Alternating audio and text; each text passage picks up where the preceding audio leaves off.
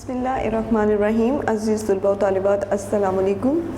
جماعت تاہم ہم لوگ جو ہے اردو بے میں کر رہے تھے، درخواستیں وغیرہ، خطوط اور اس کے علاوہ دوسری اور چیزیں بھی، مکالمہ، کہانیاں سب کچھ کروا چکے تھے، لیکن کچھ خط ایسے تھے جو کہ ابھی آپ کے باقی تھے. تو انشاءاللہ یہ خط کریں گے. خط کے بارے میں ہم آپ کو بتا دوں پہلے کہ خط کو آدھی ملاقات کہتے ہیں، اور خطوط نگاری کے ذریعے ہی ہم اپنے رشتہ داروں، دوست احباب کے حالاتوں وغیرہ سے آگاہ ہوتے ہیں. خط ایک ایسی ملاقات ہے جس میں آپ اپنے جذبات و احساسات کو لفظوں کے موتیوں میں پروتے ہیں اور صفحہ کرتاس پر بکھیر دیتے ہیں. خط کے کچھ حصے بھی ہوتے ہیں، مطلب کچھ 8 حصے ہوتے ہیں خط کے، جن کے ذریعے سے جو ہے آپ خط لکھتے ہیں. خط پڑھنا شروع کرتے ہیں. سب سے پہلا خط ہے یہ ہمارا. اپنے دوست کے نام خط لکھیے جس میں ایک کتاب کا تذکرہ کیجئے جسے آپ نے پڑھا اور اس نے آپ کو بہت متاثر کیا. تو آپ یہاں پر میں آپ کو بتا دوں کہ خط لکھنے سے پہلے دائیں سائڈ کی طرف آپ کمرہ امتحان بھی لکھ سکتے ہیں، نہیں تو آپ ایڈریس بھی لکھ سکتے ہیں. جس جگہ سے آپ خط لکھ رہے ہیں، جو آپ کا موجودہ پتہ ہے، وہ آپ لکھ سکتے ہیں. اس کے نیچے تاریخ جو ہے وہ اس طرح سے لکھی جائے گی جیسے کہ 22، پھر اس کے بعد جو ہے سٹاپ فروری 2010، اور عیسوی جو ہے وہ آگے ضرور لکھا جائے گا. عیسوی کے ساتھ ایک نیچے اور بھی علامت ہوتی ہے، وہ نہیں لگائیں گے. یا تو آپ حمزہ کی علامت لگائیں گے یا پھر اس کے نیچے جو سن کی علامت ہے وہ لگائیں گے. دونوں اکٹھی نہیں لگائی جا سکتی. پھر اس کے بعد پیارے احمد، اس کے بعد ندائیہ علامت، اور پھر السلام علیکم. تو یہ چیزیں جو ہیں میں آپ کو بتا دوں، یہ ندائیہ علامت، فل سٹاپ، یہ جو عیسوی کی علامت ہے یہ، اور ان ساری چیزوں کے جو ہے وہ آپ کو ایک ایک نمبر ملا کر ملتے ہیں. اگر یہ چیزیں نہ ہوں تو سمجھیے کہ آپ کا خط جو ہے وہ نامکمل ہے. اب ہم آگے لکھتے ہیں. میں نے کل گلستان سعدی کا مطالعہ کیا. تو گلستان سعدی ایک کتاب کا نام ہے. میں نے کل گلستان سعدی کا مطالعہ کیا. میں شیخ کی تصنیف سے بہت متاثر ہوا.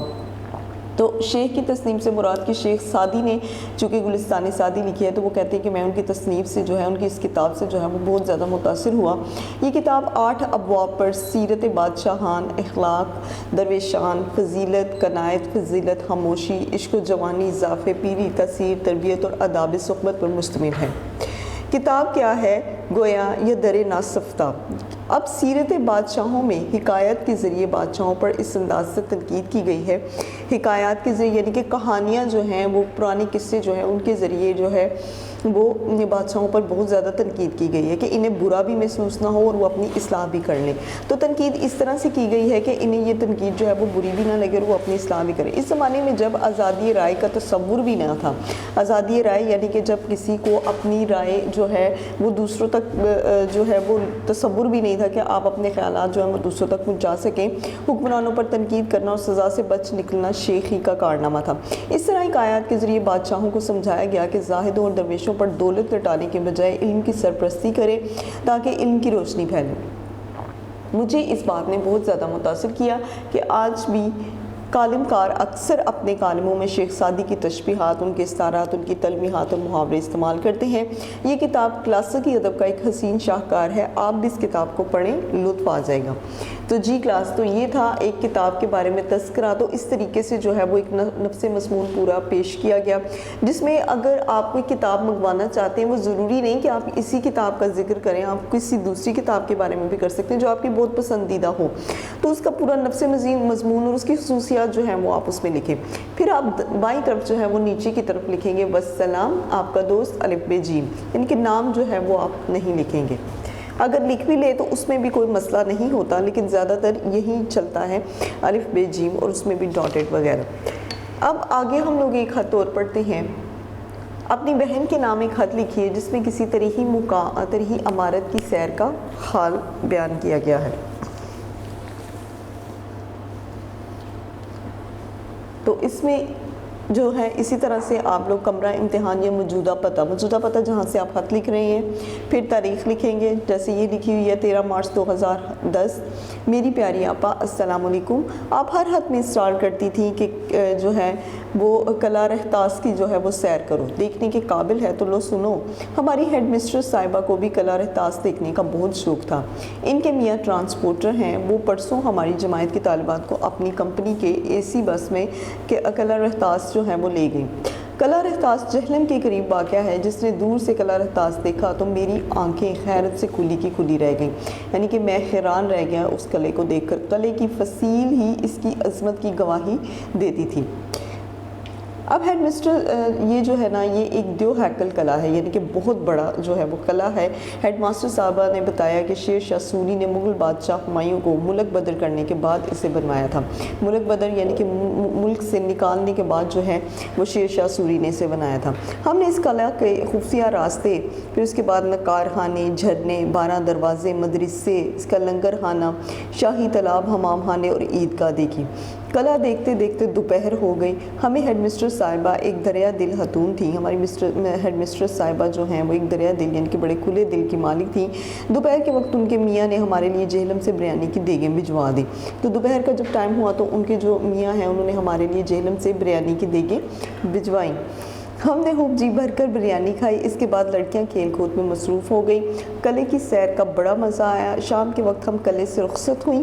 لاہور پہنچنے پر ہیڈ مسٹریس نے ہر لڑکی کو اپنے اپنے گھر پہنچا دیا۔ دولہا بھائی کو بہت بہت آداب۔ تو چونکہ آپ بہن کو کرنی ہے تو پھر ظاہر ہے شادی شدہ ہوں گی، تو اس طرح سے دولہا بھائی یعنی کہ جو ان کے بہنوئی ہیں ان کو جو ہے بہت بہت آداب والسلام۔ آپ کی بہن الف ب ج، تو اس میں بھی آپ اپنا نام نہیں لکھیں گے۔ اب ہم اگلے خط کی طرف آتے ہیں۔ اپنے دوست کے نام خط میں کوئی ایسا واقعہ بیان کیجئے جس سے آپ کی حاضر دماغی کا اندازہ ہوتا ہو۔ جی تو کمرہ امتحان 3 اپریل 2010، پیارے دوست خلیل۔ اس کے بعد ندائیہ علامت، السلام علیکم، آپ اکثر پوچھتے رہتے ہیں کہ یار اپنی حاضر دماغی کا کوئی واقعہ سناؤ۔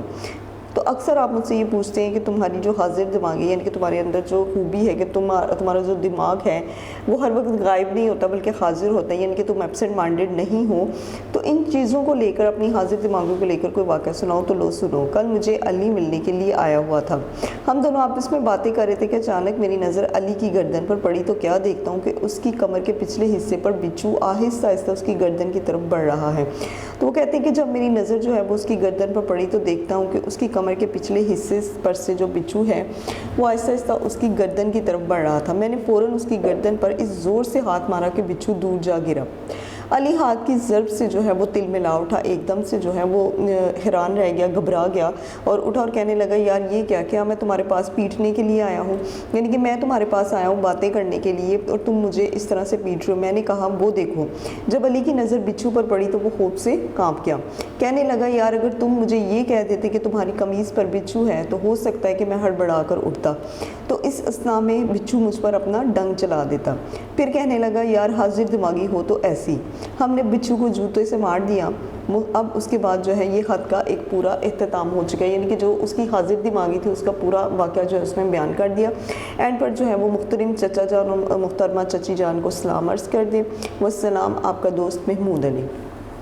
تو کلاس یہ حاضر دماغی۔ اب آپ کو بھی اگر اپنی حاضر دماغی کے بارے میں کوئی واقعہ لکھنا ہو تو آپ لکھ سکتے ہیں۔